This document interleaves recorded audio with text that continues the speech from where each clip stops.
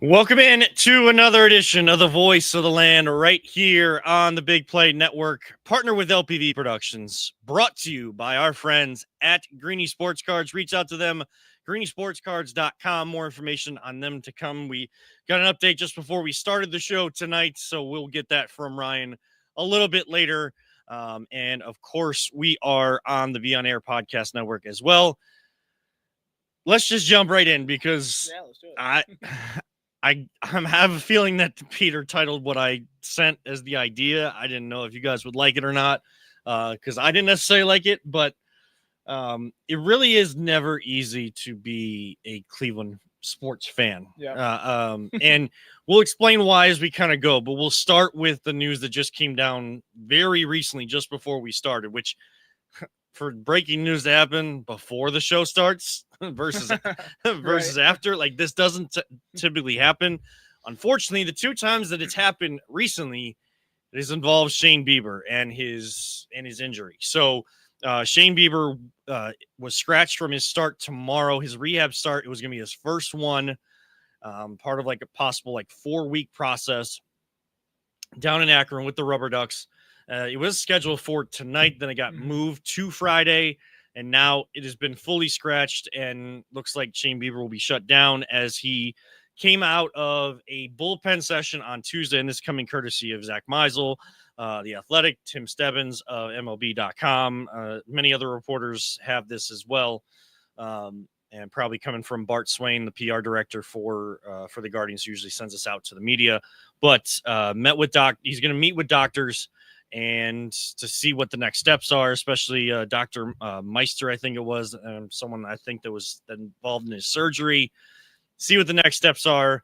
Sounds like we should know more tomorrow on how long. They're hoping it's not a long shutdown and hoping it's just soreness, but boy, you started to see Shane Bieber coming back. David Fry just comes back, Ryan, and you start to feel good, and you hit another wall as a Cleveland sports fan, but more so, you feel for Shane going through this, and he continues to work so hard through this rehab process. Yeah, and like you said, hopefully it's minimal. Hopefully he can come back. It's just precautionary. Maybe hey, it's not feeling right. Let's get it back in a couple days.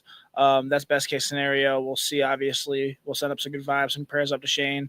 It just seems like the injury bug is not really helping us so far, especially Lively, right? Yeah. And then it was Shane now. A lot of hope, a lot of optimism with him coming back. Hopefully, they said maybe by July 1st. Hopefully, that's not pushed back too far, because we could definitely use him in the lineup for sure.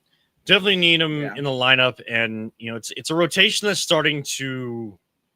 feels like it's starting to mold into form, and this is the first 2 months, and now into June. Like this is. Everybody wants all the information right away, right up front, all of those things. But I think the first 2 months of this season shows you exactly why you need to give the baseball season time to develop, to see what a team is actually going to be and how successful they can be. We've seen even slower starts from the Guardians than this year, Guardians/Indians, than this year that we've had, Ryan. And second half of the year, now that was under Terry Francona, we haven't seen Stephen Vogt, the manager, have that second half success, but it was under Tito, and a lot, this organization continues to just somehow continue the same kind of trends. So, but they've had slower starts and they've still made the playoffs. So you don't fully know yet, but you at least get a picture. And what you're getting is a starting staff that is molding into form, or what you hope is molding into form. Tanner Bibee looks like the ace that he is supposed to be, especially with Shane Bieber out. He is your ace of the staff, and he started looking like that. Now I know they lost in New York. He got screwed. He definitely got screwed. And could you argue that Vogt maybe should have taken him out? With being so close to that 100 pitch mark, kind of allowing him to go into the fourth round of the rotation, or the lineup of the Yankees. Yes, but okay, they hit back-to-back solo home runs. It's 3-1. They get one back. They lose 3-2. if you watch the game, you see the whole story. Could you argue and criticize, vote for that? I'm sure you could, but it's not like I'm gonna, it's not like it's a major mark against his record, Ryan. And yeah, Bybee got screwed because, to Chisholm, I don't know what's going on with the umpires, the strike zone. It's different every night, and sometimes it's different every inning. Right. Even with the same person back there, and I know everybody wants the automated strike zone and all of that kind of stuff, which might be coming. Other people are going to push back because there's supposed to be the human element to sports, and especially in the game of baseball, and people that want tradition. Again, grow with the times. You can have traditional elements and yet still grow with the times and get up to date so that people, people that are into like the generation that's being born now and or coming into their own as sports fans now, like a sport that was around 100 plus years ago, because the traditional fans are happy. The new age fans are happy. That's the balance. That's the challenge that a lot of these commissioners have in professional sports these days. Right. So you can make arguments for that, but you can't argue that Bybee doesn't look like the ace of the staff. Looks good. Yeah. Gavin Williams, yes, I know his pitch counts get high and he's still not consistently getting deeper into games, but I mean, he's finding his pitches right now as the season goes on too, and he is. I would argue he's a legit number 2 for this rotation. Like, he has solidified his spot as a number 2. Yeah, I agree. And then Ortiz, obviously, I mean, the last game, what was it last night? He played great, and hopefully he's finally on the track of just going up that hill of the roller coaster and continuing, because I see very, very promising things from him now, and I'm excited that I think he could be a great number 3 and possibly push for that number 2 eventually. So I think right now, I'm excited. I'm excited with him. So yeah, and you could say that like what you want to see now is like you want to see like 5 to 6 like in a row good starts from each of them.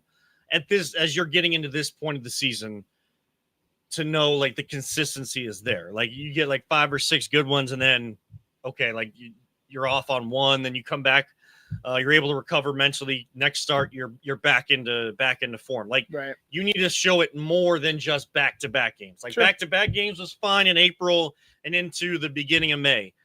You're getting into that point where it needs to be the 3, the 4, the 5. Like you see that mainly. Maybe there's an inning here, an inning there, but for the most part, when they're out there, they're going 6 innings, 6+ innings, and they're showing you that consistency on the mound. Yeah. That is what you want to see. And you thought with Shane Bieber coming back, yeah, you didn't know what he was gonna look like, and it was probably gonna take some time, and he was gonna expect himself to be Shane Bieber. Again, that all of that anticipation kind of gets sour grapes because of that. And again, it's more so about the person in Shane Bieber and what he's gone through. But yeah, like I'd be lying if I said as fans, when you see news like that, it doesn't hit in a way like it feels like it hurts or brings the mood down.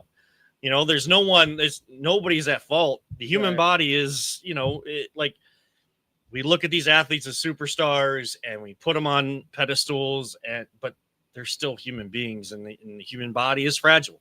I'm glad that he's with Cleveland, though, because especially going through this injury, because he's familiar with our staff. He could have signed anywhere last year, but I think it's beneficial for both sides that he's here. They're very familiar with each other, and it's best interest for both sides to get him on the field, whether that's just be cautious with him or just continue with this program.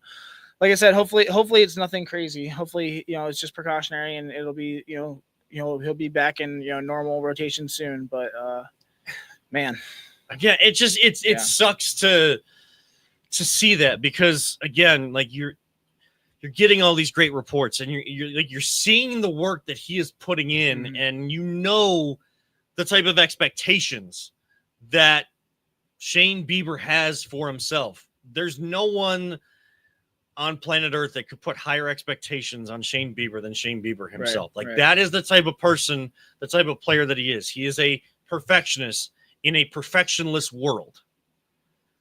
It's hard to be that, But those are the types of people, especially at the highest level and in the element of the world that we all love here, the element of sports. That's how guys like that have success. That's why he was great and won the MVP in the All-Star game. And that's why he is, has won a Cy Young and has led this team and has been that rock at the front of the rotation. You feel bad for him. It does hurt as a fan.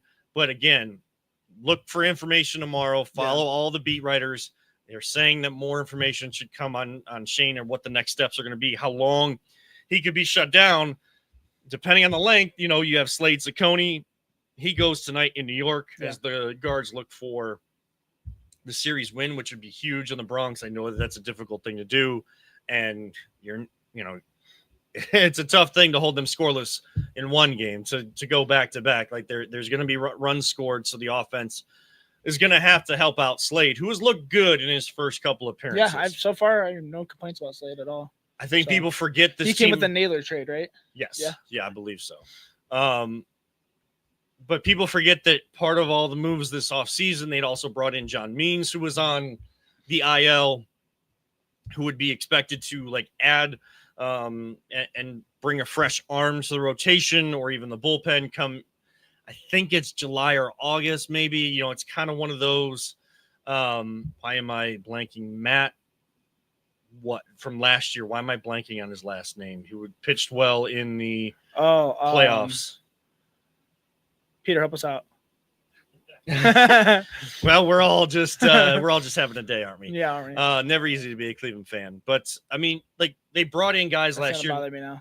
And they came off of guys coming off injury and actually helped the team down the stretch to give some guys some rest. So, Matthew Boyd, that's what it is. Boyd, duh. I just have to because you said Matt, it confused me. I know, and I don't know why. I always call it in my head, I call him Matt, but it's just it flows better when you say Matthew Boyd, and so the wheels are turning up here. They're not shut down yet today.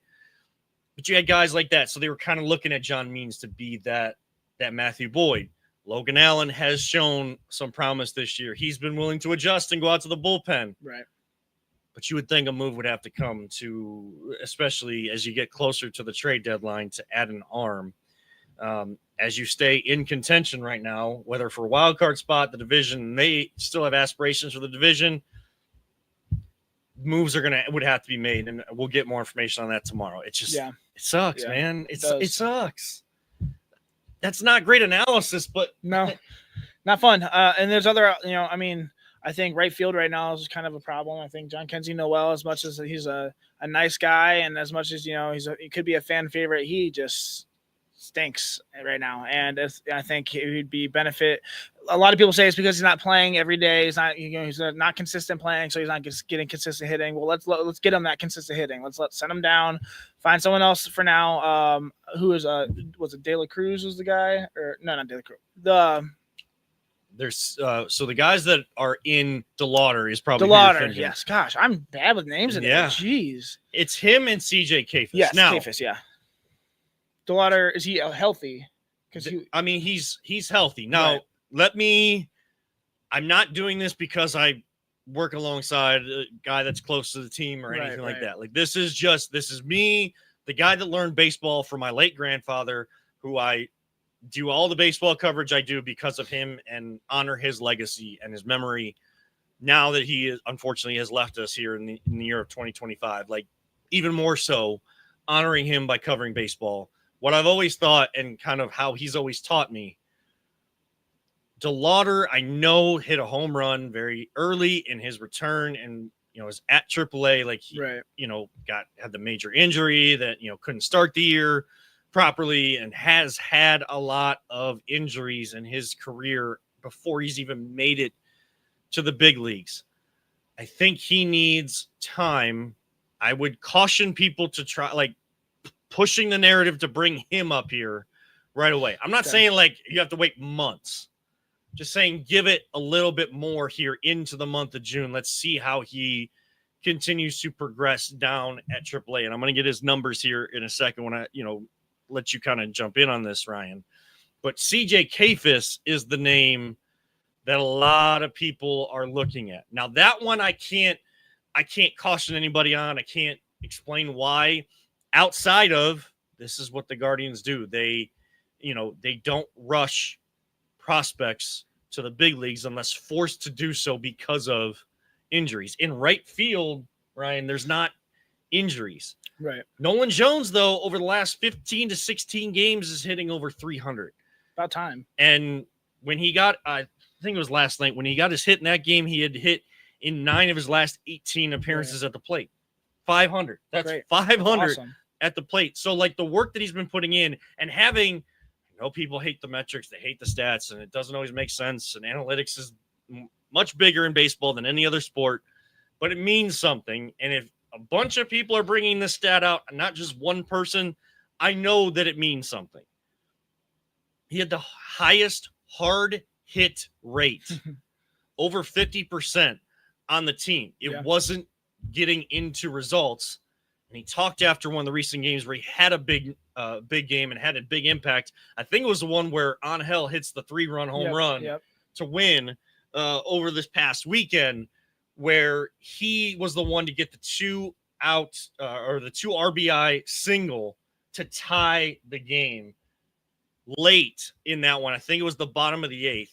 And he was brought up as one of the people that talked in the post game. And he said, I had to simplify. Like, I got to simplify and just get back to who I am. Like, I've heard a lot of people talk about Nolan Jones and like how much he wants to have success here in Cleveland, where he started here. Yes, he got traded away, but a chance to come back with people he knows, an organization he knows, teammates he knows. Like, he wanted to have success here. Trying too hard is and people don't want to hear that excuse, but it's a real thing. Yeah. And especially when it's coming from like a good person that has that intention, especially here in Cleveland, like that means something, and it's a real thing. It's not an excuse. No. It still brings criticism, and it brings failure in a sport where there is a lot of failure. Sure. But it means something, and it's good to see him start to see those results from the work that he's put in. Yeah, I mean, when we traded for him, I was really excited. I mentioned, like, hey, I think this could be the guy, especially, I mean, 2 seasons ago, he had a great, I think he was batting .350. He had a great season, and then he got hurt, and then, last year he didn't do so well. So I just kept on saying, if he could get back to form where, he was 2 seasons ago, maybe we have something.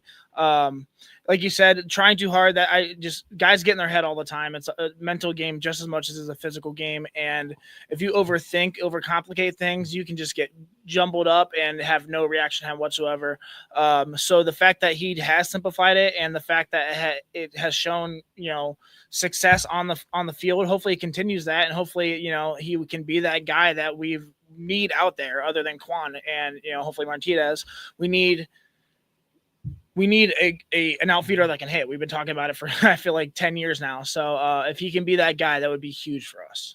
So as I look at Chase DeLauter right now, and this is not a slight at Chase DeLauter. This is for people to understand that he needs time. Has had 50 at-bats since coming back with AAA Columbus, batting 180 with 3 home runs, 5 RBIs, 1 stolen base, and OPS of 739. Now, in his minor league career, the at-bats, I'm sure, would be well over 500, not being 406 like it is. It would be well over 500, not 600, with some of the injuries he's gone through. He's batting 300, 16 home runs, 68 RBIs, 8 stolen bases. So, like, this is a guy that knows how to play the game of baseball and if can stay healthy, can be an impactful player. But I think he needs time, because he's just like David Fry. You need at-bats. You need time when you come back from an injury, especially when you come back and guys have already played 2 months. Right. Your eye at the plate, your eye discipline at the plate is much different 2 months in than it is the first game of the year late in March. And pitchers have, they've been tweaking, whether it's their off speed, their breaking pitches, their fastball, kind of where they're placing it. Look at a guy like Emmanuel Clase. People were upset with him. He's only blown 2 saves this year, and he's starting to round into form. He's hitting his spots. He's not just throwing with speed. He's hitting his spots. Thank goodness. But he's rounding into form 2+ months into the season. Right. And, so there's at that level down in AAA, there's guys like that have rounded into form, and DeLauder is facing guys like that when he is just starting to ramp up within his first month of coming back. Makes sense. And that's what David Fry is. You'd like to see, David Fry got a key hit already coming back, but being the David Fry that made it to the All-Star game last year, it's going to take time before you see that. Yeah. Everybody wants everything right away. Trust me, I get it. I'm one of those people. Patience is a virtue, not necessarily a lesson that's fully taken hold in my brain and just in my psyche. Sound like my wife talking to me. But the one thing that is tradition in the game of baseball that, as much as the times change, the game of baseball still is something where patience has to be practiced. Yeah. And it's not easy. It sucks. Yeah. It's not easy to be a fan of baseball. It's just like, it's not easy to be a fan in Cleveland sports, but that's just reality. Like I'm trying to, Ryan, from the beginning of this show, and people that have tuned in, that's new. Like, the whole point of this podcast when it first started was to get back to having like real sports conversations. And yes, I know that we're not doing revisionist history right now, but overall it has been a show that has been realistic. Right. And you try to take off the fandom goggles and have real conversations, and you don't have to agree. Like, Ryan might want Chase DeLauder to come up right now, even though I just try to lay out why he shouldn't. And he may still want that. That's totally fine. Like, I'm trying to help people practice patience on this. I'm cautioning people, but if you are still out there clamoring for Chase DeLauder, I get it. If you see a highlight on the Columbus Clippers Twitter page of him hitting a home run tonight or whenever their next game is, and you're like, why is this guy not out in right field? Your right fielder goes 0 for 3 and has 3 strikeouts in that same night at the major league level. Why is this guy not up here? I totally get it, but we're here to just be realistic and try to give the information that you need, give our opinions on it. You like it, you like it. Right. You don't, you don't. Not everything's for everybody. Perfectly fine. Yep. And that's somebody who can hit. That's all I care about. I don't care who it is. I know. And it feels like we've been looking for that forever. Now, if you look at a guy like CJ Kafis, again, the only explanation I have for him not being up here is that the Guardians take time unless forced by injury. And there's not injuries out there. There's just lack of production out there in right field. Kafis this year, I believe he started in Double-A. He started in Double-A with Akron, played in 18 games, and batted .364 and had an OPS of 1.066. Plus, he had 11 RBIs, a home run, 11 walks, so good plate discipline there. Now he bumps up to AAA.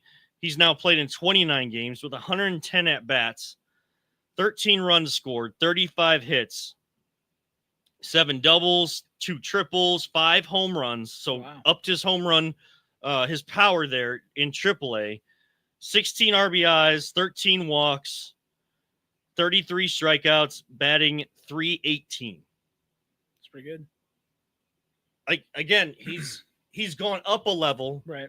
And he's still been the same guy, if not a little bit better. So, if not a little bit better. Now the average is down, but more games, so like more sample size, the average can come down in that way.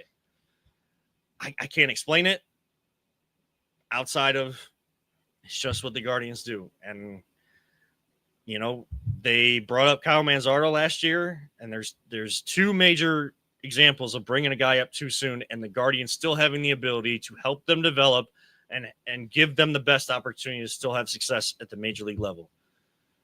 The first one is Jose Ramirez. Right. People forget Jose Ramirez was brought up struggled, was sent back down, came back, and became the Jose Ramirez that we know. Wasn't he a utility guy for a while too there? I think so. Yeah. So So like he had to like experience the failure, go back down, know what he had to work on, get the playing time that he could get to work through those issues.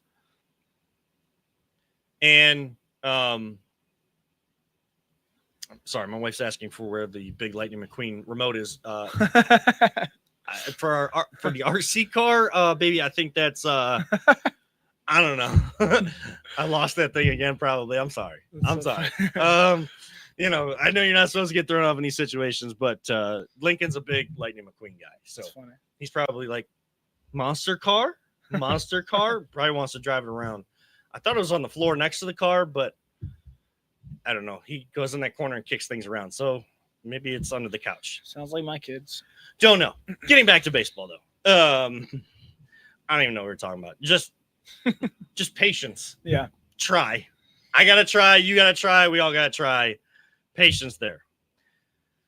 Another way that it's not easy to be a Cleveland fan is because we've been waiting for a quarterback since Bernie Kosar. Yeah. Who played before I was even born. Before Ryan was even born. Yes, Peter, I know you saw him. I wasn't going to mention it. Peter was in his 30s, so I felt you stare me down like I need to mention, like, people have seen Bernie Kosar play. Like, yes, we know though how good Bernie Kosar was, and this team has been looking for stability at that position. Kevin, I saw Brian Sipe play. Brian, fun fact, we only have one quarterback in history that's thrown over 4,000 yards, and it was Brian Sipe in 1980, one time. That's great. That's like less than the standard in the NFL currently is 4,000 yards. I remember going to my sister demanding we go to the, I think, Shell station or Sunoco station to get the Browns glasses. Yeah. Because she wanted the Brian Sipe one. There you go. Part of the cardiac kids. I mean, that tells you the story right there, because guess what? Since 1999, the NFL has truly developed into the passing league. To not have a quarterback to eclipse 4,000 yards in a season. Since 1980. Since 1980. Again, I get it through the 80s because, like, running the football was still kind of the predominant piece.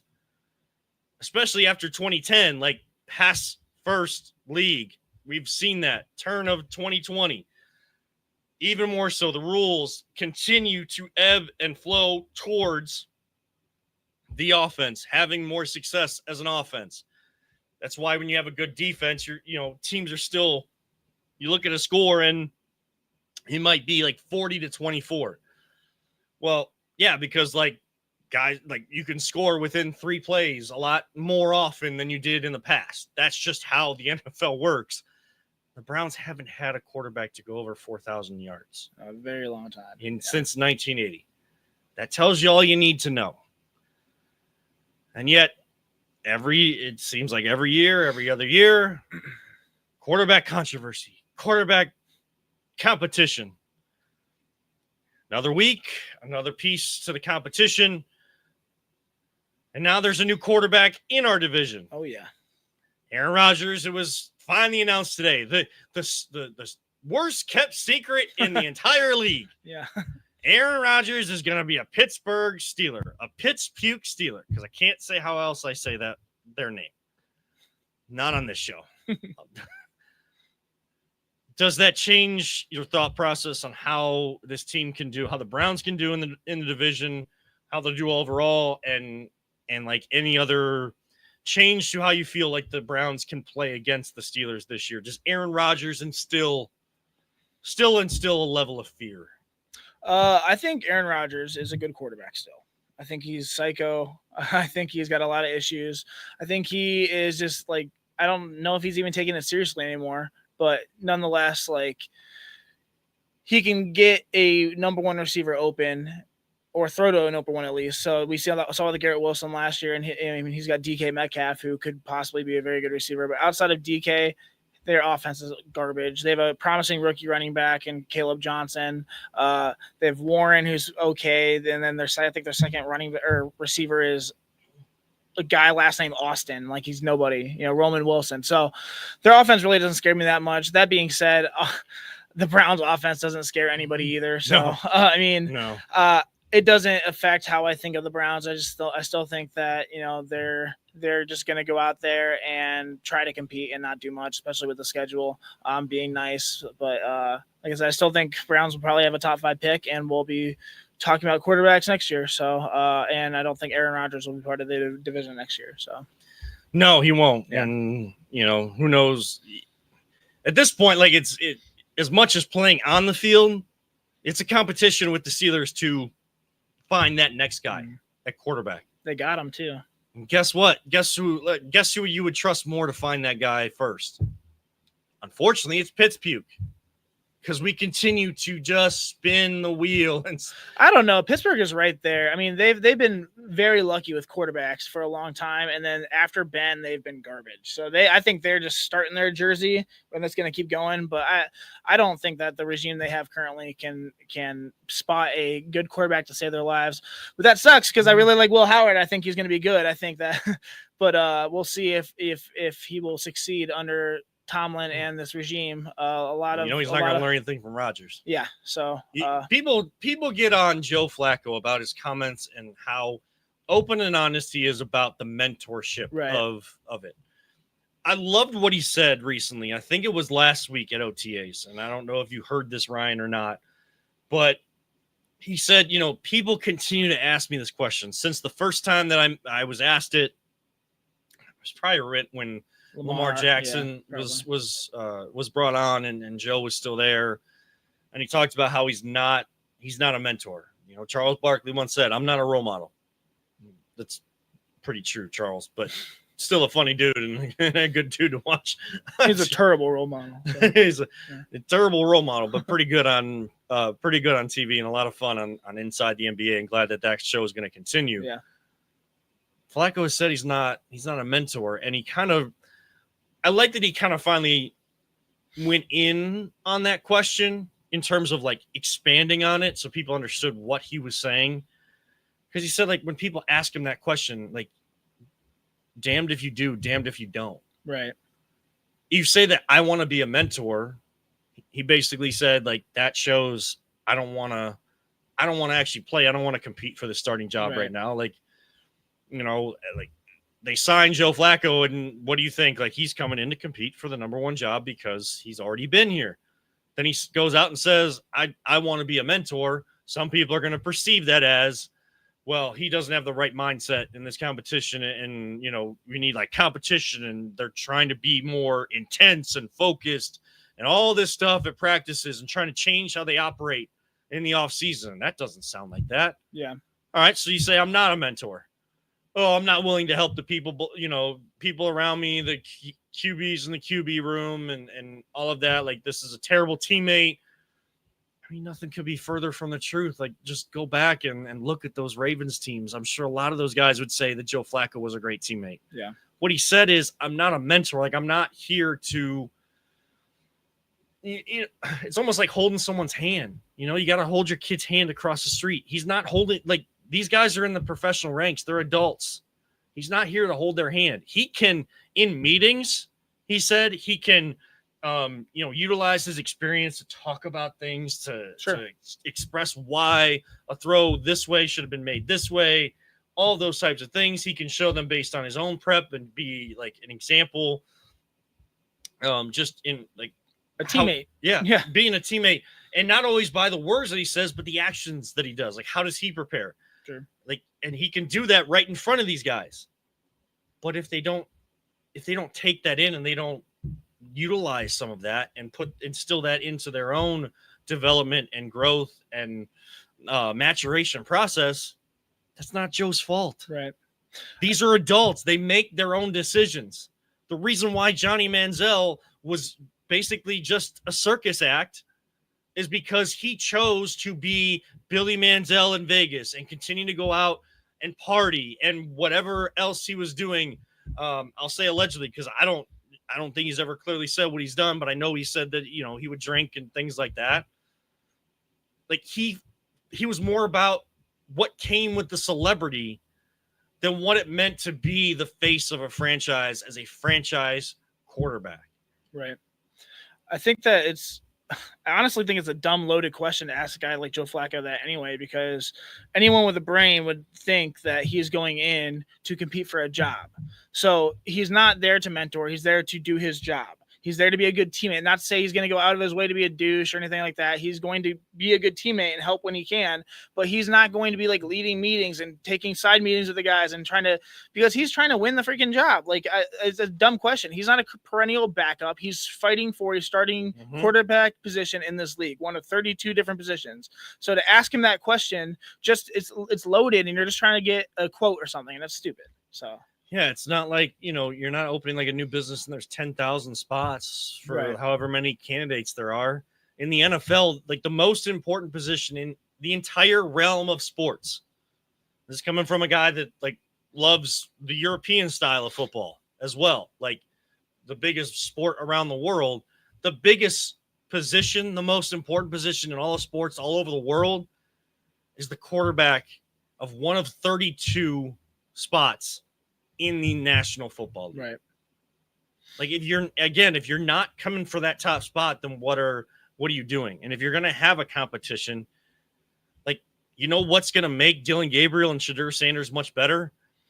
If Joe Flacco goes out there and works his ass off like he always has and puts in the work ethic and the practice habits and the preparation process, all of that, because within the competition, guys should be learning. And again, if Dylan decides not to take that in, if Shadur decides not to take that in, if even Kenny Pickett, who's only, a couple years into his career, now on his third team, if he doesn't take that in, you don't learn stuff along the process of competing and this intense level of preparation for a season where you don't want to go 3-14 again. I know what all the prognostications are. We'll do prognostications for what we expect for the season much later on. We're not even at training camp, let alone we still have a few days before mandatory mini camp starts. Right. All of these, like, you should be learning within the competition. That's what's going to teach you more. Dylan Gabriel, it's back and forth on did he have a good day, not a good day. He got number 1 reps yesterday when the media was out there, and he struggled. But he struggled against guys like Denzel Ward. Right. And a defense that is running the same system, maybe some subtle adjustments, but the same system they've ran with a lot of the same guys a part of that defense. The defense is going to be ahead of the offense.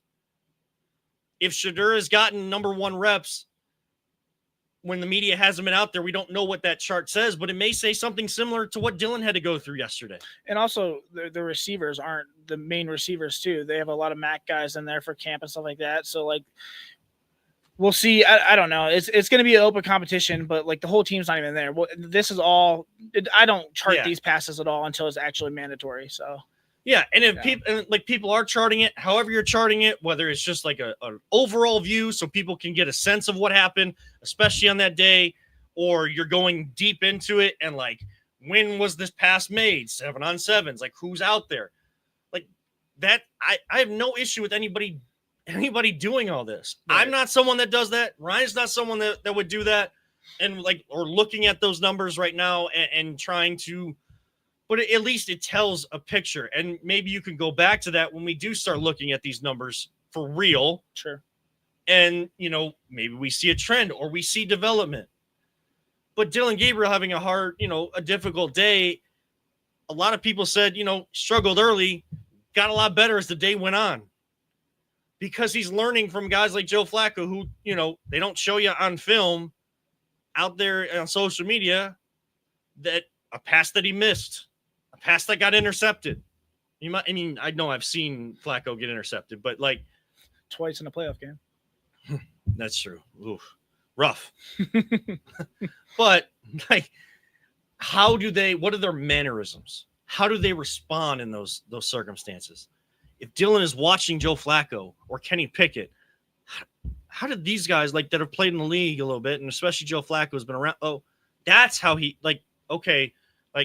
can't get too down on myself. Like that's Denzel Ward out there. Like that's that's the guy that's going to be locking up a guy like Jamar Chase. Like, not just to me as a quarterback, he's done this to Joe Burrow and other great quarterbacks in this league. So I can't feel too bad about it. But now, how do I adjust? How do I come back with more confidence and, beat a guy like Denzel Ward?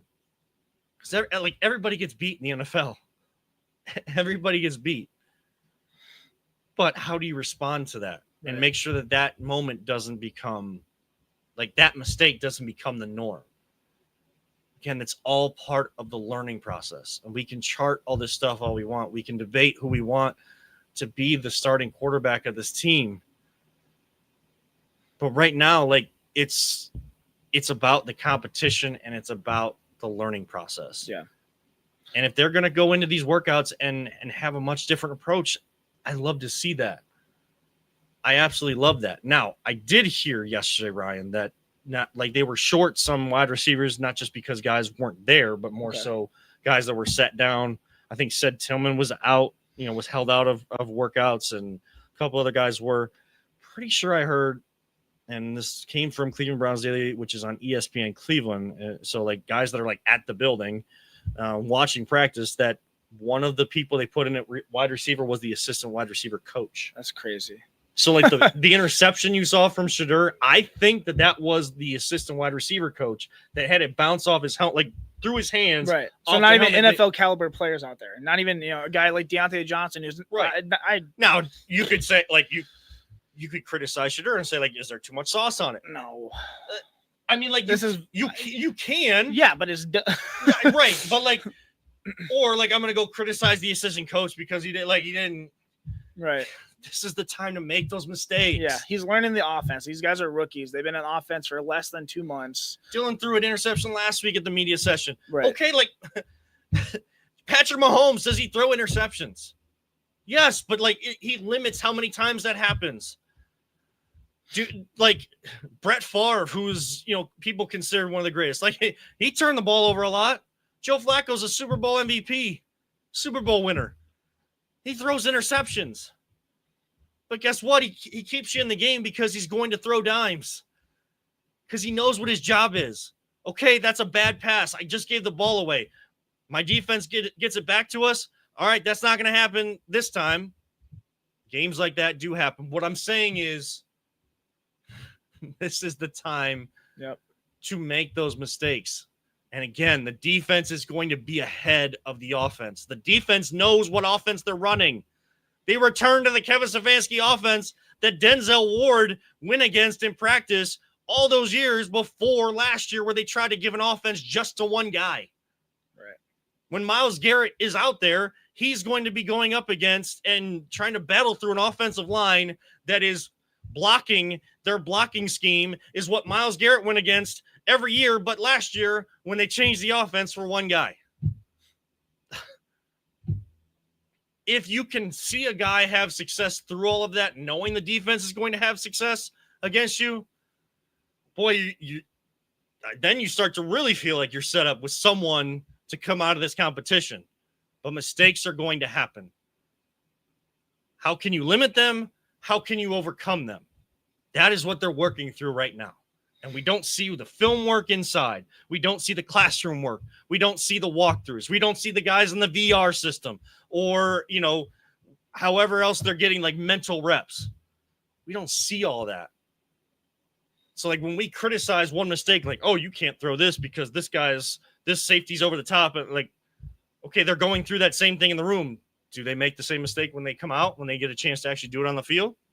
If they do, then they're not actually learning. They're not actually putting the work in. Right. Or they're just, the level of talent just isn't quite up to par. There's many different reasons why it never comes together. But if it's going to, and they're going to turn things around over the next couple seasons, those habits, those principles need to be established now. Yeah, I agree. I've questioned culture. I still kind of question culture. If the season doesn't go well, and I don't think it will, I don't even know if we're gonna have the same staff in that we for the next year. So I'm taking it by ear. I'm just taking it day by day. I'm not getting, my hopes are the lowest they've ever been as a Browns fan, ever been. and that's crazy because we've been through an 0 season, and I mean 1-31 total. But I mean, I can see the writing on the walls. I don't want to come off as pessimistic or negative because a lot of people call me that, but I find myself realistic and logical, and it's just. I'm just going to take it day by day because otherwise it's very hard to be a Cleveland fan. And I get people saying like negative and pessimistic. There is a difference between realism. Right. Like as fans, like we're always rooting for the team and like you can't tell us. There's two extremes for sure. There's guys who are like every move is the best move ever. I'm not going to name names because some, but we've seen those people on Twitter. There's some guys who are every move is the worst. If they want to be that way, that's fine. Right. And there's nothing wrong with that. I mean, I'm realistic and logical, and I'm going to say what I believe. So yeah, like to me, now again, this is my perception. It's not necessarily Ryan's, not necessarily Peter's, anybody else that's tuned in right now. Like if you could truly be called negative or pessimistic, it's to say that, there is nothing good on this team. Like there is like no player can actually play football. Agreed. Okay. Well, like that's not true. I would tell you like I would try to argue that that's not true because like, I don't know what he's going to be against when he gets against other NFL teams, but pretty sure Quinton Judkins has the ability to play well in the NFL. Again, it comes down to the work that he puts in, and when he does have failures, how does he come back from those? Do those mistakes keep happening? All of that can derail a career for sure. But there are talented players in this team. We saw Jerry Jeudy's talent last year with several different quarterbacks, right. And it was, Jameis who can throw you into a game and throw you out of a game. He has most success with that guy, like the guy that ate W's and stole crab legs.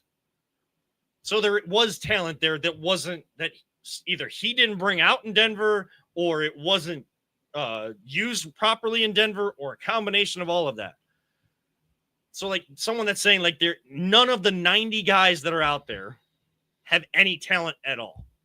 That's just like, that's being negative and pessimistic. To say if you are too much positivity or I would say too much hope, like unrealistic hope in this team, you're saying that like everybody is top tier and you basically make it out to be that they're Patrick Mahomes level of talent. Yeah. But like in the middle, there's a difference between being negative and pessimistic and being realistic. And sometimes realism is a harsh truth to take. And that is why it is so difficult to be a Cleveland sports fan. So true. That's the theme that we go through, but you get a moment like 2016 and you hope we get more moments like that for all of our teams. You don't want to go through another early second round exit, gentlemen swept, whether there was injuries or not. Unacceptable. Terrible mental approach from the Cavaliers. I don't want to go through 3 and 4, like a win total under 5. I don't want to go through that as often as we've had to do, and especially what we went through last year. I'm not saying this team's going to win and be in the playoffs, but what they're saying and what they're doing, 7-10, less than that, feels even more like a disappointment for what they're trying to express to you. But I don't want to go through seasons like that again. Guardians are like up and down and the consistency, and then they can't seem to get over that hump, whether it's in the ALCS or getting the World Series. Like 70 plus years, they haven't won a World Series. We're getting close to 7 or 80 years at this point. We're 3 years away from that. Gosh, we were so close. I know. Almost had 2 championships in 1 year. It was too good to be true. It's not easy to be a Cleveland sports fan. Stipe too, 3. Yeah, true. Well, Stipe, and then of course you had the Monsters, and 4. The Crunch will win you championships. They won a couple since they've been back, and they're always in contention. Just saying. Hey, Buckeyes, we're some national champs, man. Still basking, baby. Still basking. Gonna keep asking as long as everything else just seems to go right. But hey, Guardians are doing what they need to at this time of the year to stay in contention. That is what you want from this team. You're asking for more from them, and yet they're in contention. It's exactly what you want from a baseball team and a baseball organization that have shown to, have success, at least, and some sustained success that just hasn't reached the mountaintop. And that's what their ultimate goal is. I know every team says that. Trust me, Chris Antonetti, I'm sure the frustration level that he has, the work that they put in, the success that they've had out on the field, to not get to that point, the frustration level is as high, if not higher, for him. Doesn't sound like it when he talks, and he says a lot without saying anything, just like everybody else in this town. That's how that organization operates. Yeah, I'm especially sure with limited money flow. So Dan Gilbert, Ryan, I'm sure you can say, like, opposite there, yeah. He was nice in his tweets. And, yeah. Internally, guess what? Him, Kobe Altman, probably not happy. Yeah. If Kobe Altman's saying, hey, we need Darius to get stronger. We gotta see Jarrett Allen that we see in the regular season. We gotta see, like, alluding to those types of things. There are things that he wants to say that he's not fully saying, but he's at least giving you the nugget. I'll say him. Well, yeah, like that's what we're here to do. Right. I'm just saying, like, I think we forget that I'm sure it's going through their minds too. But we're not the ones paid to fix it. Right. You lose your job because you don't fix it. Fix the frustration so we can all get into celebration. That's all we want to do here in Cleveland. We want to celebrate our sports teams. We want to celebrate the greatness of the city. Who like helps to bring that and tries to show what great city this is. That's Cleveland. That's our Greeny Sports Cards partners. Yeah. And Ryan, you said before we started, what showed up at your house? Yeah. So Greenies has been gracious enough to send us over another thing for a giveaway. It's a variety of those Mutiny Lot cards that at Reflog, Chris McNeil created. Yeah, he created those in partnership with Greenies, and those are a big thing. Yeah, all of those went. All the money went to proceeds for the Cleveland Food Bank. So Greenies has provided us. I think it's a full set. I haven't seen it. It just got in the mail as I was driving here, but I'm excited. We'll post that this weekend and give it about a month or two for people to enter that. But they sold out quick, highly coveted. A lot of people really wanted them. We got a pack that you guys can win here for free. Just I'll post it, and one is posted on Twitter. Just go on there. Follow the rules, follow us, follow Greenies, like, comment, and retweet, and then you're entered. And then in a month or two, we'll announce a winner. So really excited. A lot of people really wanted these. I wanted these. I'm not going to get any, but someone here can for sure. One of our viewers. So yeah, and they're always live every Tuesday with stuff going on. I know that they recently posted. I'm trying to get to the post about it, but Medina County Collectors Fair. Coming up, that is where big elements of Pokemon, now they have Pokemon shows because they've always said that they're about sports, but they'll dabble in pop culture things, memorabilia from movie sets, stuff like that. Cards that were made in those regards, but now Pokemon was as big as the sports cards were at the Independence show. Yeah, at the collectors convention down in Independence. The biggest show that they have every year. They're always, once a month they're in Kirtland at the senior center doing shows there from 9 to 2. And those parking lots are always packed every single time. So, but actually just recently happened, the Medina County Collectors Fair, but I know that they also have Pokemon specific shows too. So it's more than just sports. And that's, we're going to try to get this show back into that too, because we're more than just sports, but look, when news comes out right before the show, content's kind of given to you. Right. Yeah. This show is going to kind of flow that way. But so much fun. The time absolutely just flying past us. We got our Side Hustle podcast guys coming in here to get their show going. Of course, we brought to you by BA Sweeties. Actually, I just passed by there. I want to get back out on that golf course, man. I need to get back on a mini golf course, and I've actually tried to start teaching myself the game of golf. I'm so bad at golf. I don't consider golf a sport because I'm not good at it. So, and I'm good at every sport. So you're good at every sport. So it's not a golf. It's a game. Yeah. It's a gentleman's game. Well, somehow I'm going to try to teach myself. There you go. I got my family keeps buying me like all these Target things and all that stuff, and I have a set of golf clubs. My goal is to get out to mini golf courses and at least one time out to a golf course that's Nice. like empty, so I'm not hitting people in the head with a golf ball. We should go to a driving range. We should, Yeah, that'd be I fun. probably should go to a driving range. Maybe we could do that, Do and, like stream it or whatever. But Yeah, it'd be awful. hey man, any content's good content. Sometimes the bad stuff turns into the great stuff. Sure. So for Peter Tellep, our producer extraordinaire, for Ryan Mosser, I'm Kevin Arnold. Thank you so much for tuning in. This has been the Voice of the Land, brought to you by Greeny Sports Cards.